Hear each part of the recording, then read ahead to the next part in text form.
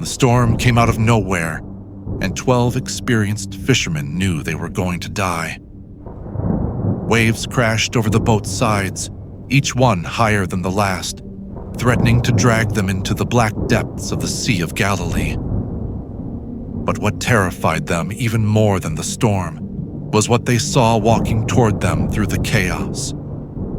A figure moving across the water as if the laws of nature didn't apply. And when they realized who it was, their fear turned into something else entirely. It had started as an ordinary evening. Jesus had spent the day teaching crowds on the hillside near Capernaum, his words drawing people from every nearby village. The disciples had watched the sun beginning its descent toward the horizon, painting the sky in shades of orange and gold. The crowds were finally dispersing, heading back to their homes before darkness fell completely. But there was something the disciples didn't know yet. "Get into the boat," Jesus had told them suddenly, his voice carrying an urgency that caught them off guard. "Go ahead of me to the other side of the lake." Peter had frowned, looking at the sky. "Master, shouldn't we wait for you? We can all go together." "No," Jesus' tone left no room for argument. "Go now. I'll meet you on the other side." "But how will you—" Andrew began. "Go." Jesus was already turning away, walking up the hillside, away from the shore, away from the boat, away from them. The disciples had exchanged confused glances. This wasn't like Jesus. Usually, he traveled with them, taught them during the journey, used their time together purposefully. Why send them away now? Why insist on being alone? "Maybe he needs to pray," John had suggested as they pushed the boat away from shore. "He always needs to pray," Thomas muttered. "But he usually does it after we make camp, not before we even cross the lake." And this is exactly where everything changed. They had watched Jesus climb higher up the hillside until his form became a silhouette against the darkening sky, and then he disappeared entirely among the rocks and sparse vegetation. The disciples settled into their rowing positions, the familiar rhythm coming naturally to men who had spent their lives on this water. The Sea of Galilee stretched before them, perhaps 6 miles across at this point. An easy evening row for experienced fishermen. They would reach the other side in a few hours, and Jesus would somehow meet them there. He always had a way of showing up exactly when and where he said he would. The first hour passed peacefully. The disciples rowed in comfortable rhythm, their conversation drifting from topic to topic. James and John debated something Jesus had said earlier. Matthew calculated distances and travel times in his head, always the organized one. Peter's powerful arms pulled at the oars with steady strength, his mind on other things. "Do you ever wonder about him?" Philip asked suddenly. "About who?" "Jesus," Andrew replied. "Yes, about what he is, I mean. We've seen him heal the sick, cast out demons, calm storms with a word. What kind of man can do these things?" The question hung in the air. They had all been thinking it in various ways, but rarely spoke it aloud. What kind of man was Jesus? Was he just a man, a prophet, something more? But what was truly shocking was that they were about to get their answer. The wind picked up during the second hour. Nothing alarming at first, just enough to make rowing harder. The disciples adjusted, leaned into it, and kept going. They knew this lake intimately. A little wind was nothing unusual, By the third hour, the situation had changed dramatically. The wind roared across the water with increasing fury, whipping the waves into steep peaks that crashed over the bow.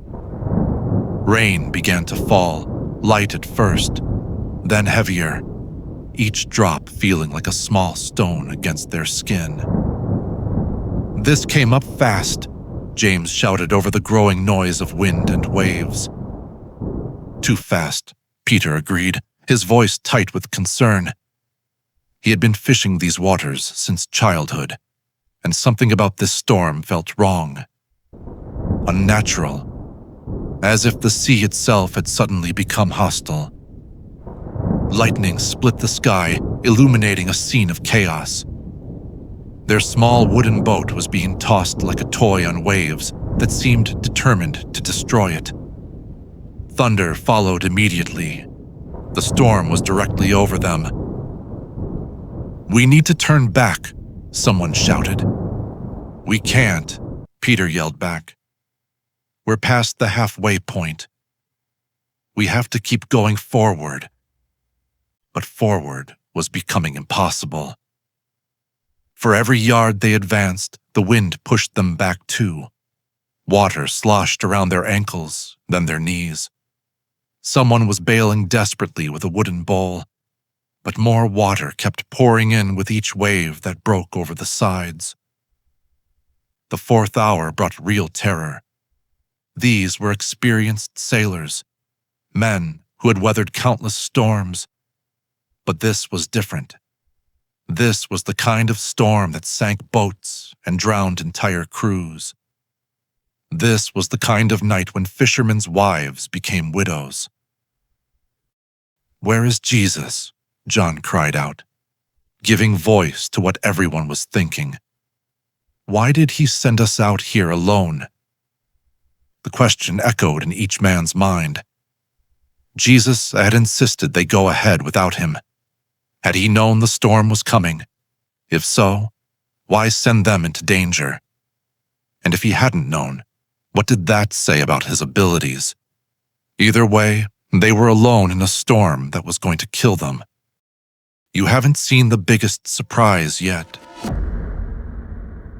It was the fourth watch of the night, somewhere between 3 and 6 a.m., when Andrew saw it, or thought he saw it.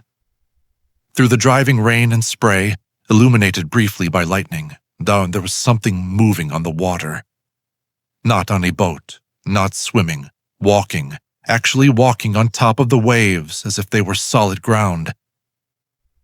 "Do you see that?" Andrew's voice cracked with fear and exhaustion. All eyes turned.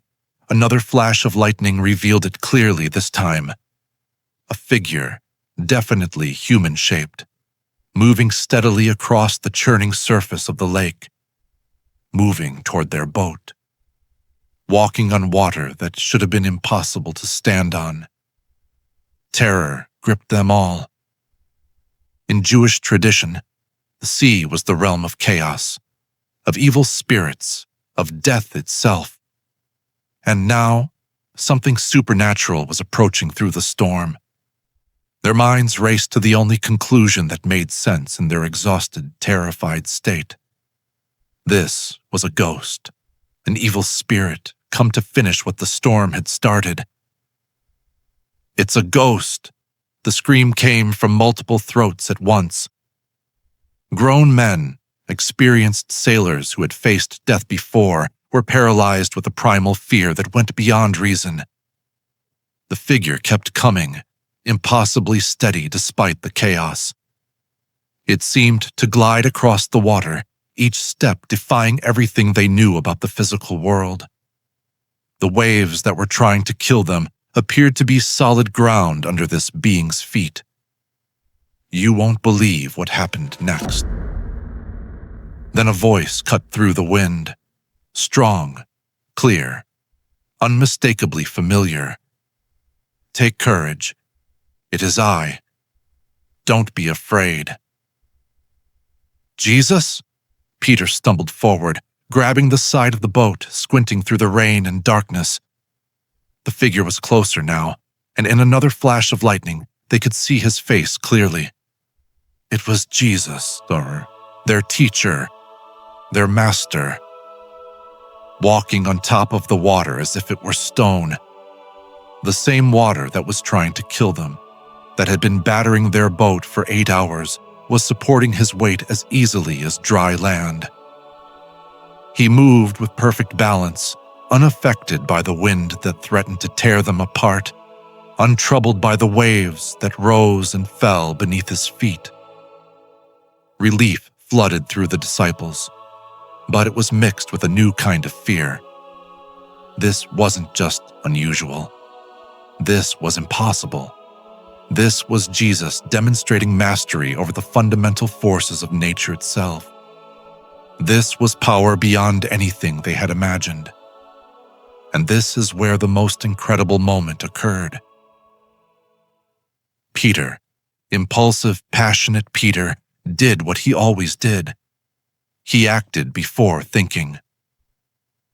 "Lord, if it's really you," Peter shouted, his voice barely audible over the storm, "tell me to come to you on the water."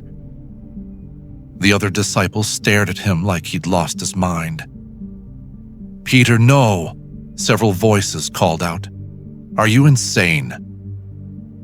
Stay in the boat." But Peter's eyes were locked on Jesus, waiting for an answer that would either confirm or deny this impossible situation. Jesus looked directly at Peter through the rain and wind and chaos. And despite everything, despite the storm, despite the danger, despite the absolute impossibility of what Peter was asking, Jesus smiled. Just slightly. Just enough. And then he said one word. One simple, impossible, life-changing word. "Come." Peter didn't hesitate. He swung his leg over the side of the boat, and before anyone could physically stop him, he placed his foot on the water. The same water that was hammering their boat, threatening to drag them all to the bottom of the lake. That water held his weight. It was solid beneath his foot. Impossibly, miraculously solid. What you've seen so far is nothing compared to this. His other foot followed. Peter stood on the surface of the Sea of Galilee in the middle of a violent storm, and the water supported him as if it were stone. The other disciples watched, mouths hanging open, unable to process what their eyes were showing them. Peter took a step toward Jesus, then another. He was walking on water, actually walking on water. Each step felt surreal, like moving through a dream where normal rules didn't apply. The water was firm beneath his feet, but he could feel its movement, its power, its fundamental wrongness. He shouldn't be able to do this. It was impossible. But Jesus had said, "Come," and so it was possible. 3 steps, 4, 5. Peter was actually doing it. The wind howled around him. Rain pelted his face. Waves rose and fell beneath his feet. But he was walking on water, moving toward Jesus. And for a few perfect moments, nothing else mattered. But there was something Peter didn't know yet. Something that would teach him the most important lesson of his life. Then a wave higher than the rest rose up beside him, and for just a second, one tiny fatal second, Peter's attention shifted. He looked at the wave instead of at Jesus. He felt the wind. He remembered where he was and what he was doing, and how absolutely impossible it all was. The moment his focus moved from Jesus to his circumstances, everything changed. He began to sink. It happened fast. 1 second he was standing on the surface. The next second his feet were plunging through, water rushing up his legs, his waist, his chest. The sea that had held him up moments before was now pulling him down with terrifying strength. He was too far from the boat to reach it. He was going to drown. "Lord, save me." The cry came from the depths of his soul. Pure desperation with no pretense, no pride, no theology. Just the raw need of a man about to die. What Jesus did in that split second revealed everything about who he was. Immediately, without hesitation, without delay, without a moment's pause, Jesus reached out and caught Peter. His hand grasped Peter's arm with firm strength, pulling him up out of the water that tried to claim him. They stood there together, face to face on top of the sea, water dripping from Peter's clothes, both of them standing impossibly on the surface of the churning water. "You of little faith," Jesus said, and his tone was gentle, almost tender, despite the rebuke in the words. "Why did you doubt?" Peter had no answer. What could he say? He had felt the solid water beneath his feet. He had experienced the impossible. He had walked on water by faith. And still,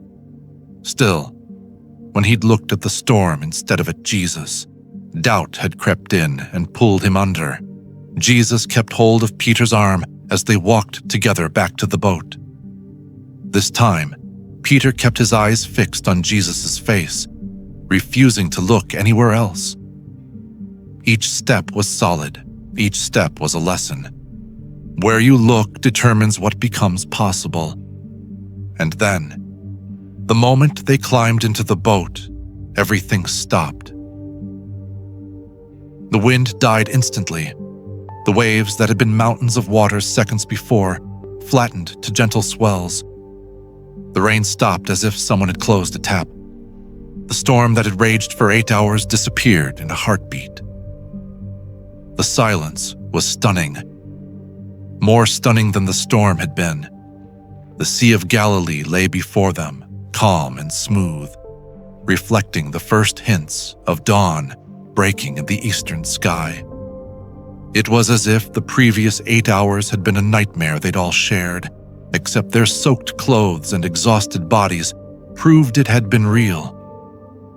The disciples stood frozen, water dripping from their hair and beards, processing what they'd just witnessed. Jesus had walked on water. Peter had walked on water. Jesus had stopped a storm with his presence.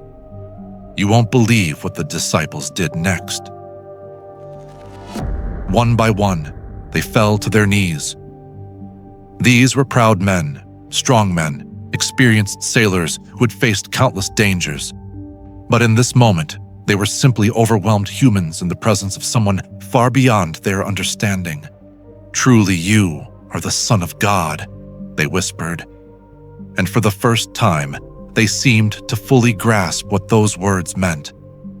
Not just a teacher, not just a prophet, not just a miracle worker. The Son of God, the one who commanded even wind and waves. The one who could make the impossible possible with a single word. "Come." Peter knelt closest to Jesus, still dripping wet, still shaking. His mind couldn't stop replaying it. The solid water beneath his feet, the moment of doubt, the hand that caught him. Jesus had known he would start to sink. Must have known. And yet he'd still said, "Come." Still invited Peter to do the impossible. As the sun rose fully, painting the now calm sea in gold and pink, they finally reached the shore on the other side. Their legs were shaky as they stepped onto dry land. They were different men than they had been when they'd pushed off the evening before. And Peter would never forget the feeling of water, solid beneath his feet, or the hand that caught him when he started to sink.